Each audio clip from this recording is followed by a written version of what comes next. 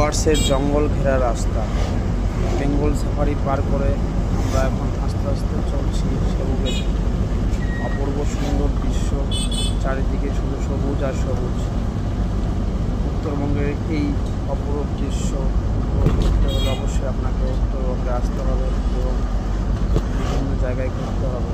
উত্তরবঙ্গের বিভিন্ন বনাঞ্চল, পাহাড়ি উপত্যকাগুলো আপনাকে উপভোগ করতে হলে অবশ্যই উত্তরবঙ্গে আসতে হবে।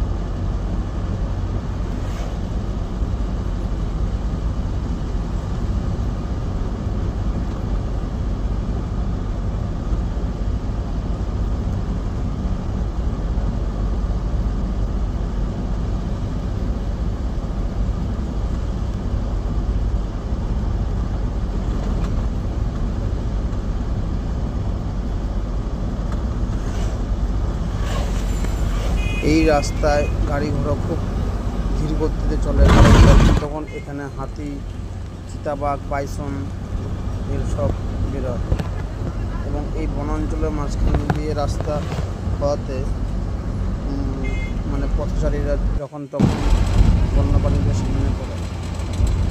তাই গাড়িগুলো মিনিমাম স্পিডে এখানে চলাফেরা করে। আপনারা দেখতে পাচ্ছেন যে গাড়িগুলো খুবই আস্তে এবং ধীর গতিতে চলছে।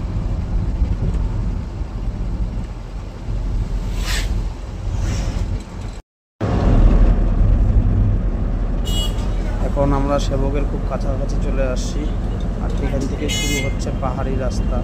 সেবকের পাহাড়ি রাস্তাগুলো খুব সাবধানে চলাফেরা করে গাড়ি, এখানে খুব আস্তে ধীর করতে, কারণ যে কোনো মুহূর্তে দুর্ঘটনা ঘটতে পারে। এই বাঁক নেওয়ার পরেই শুরু হচ্ছে সেবকের পাহাড় এবং পাহাড়ি উঁচু ঢাল বিশিষ্ট রাস্তাগুলো। আমরা এখন প্রায় নদী পুরো একদম ভরা, নদী পুরো একদম ভরা,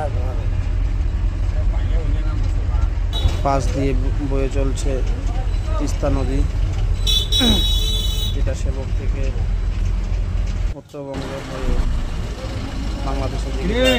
আপনারা দেখতে পাচ্ছেন ভরপুর তিস্তা নদী, যেটা বর্ষাকালে একদম তার ভয়ঙ্কর রূপ নিয়েছে।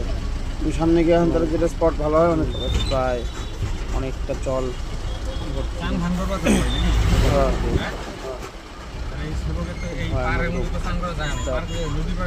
হ্যাঁ, খুব অপরূপ সুন্দর দৃশ্য সেবক ব্রিজের।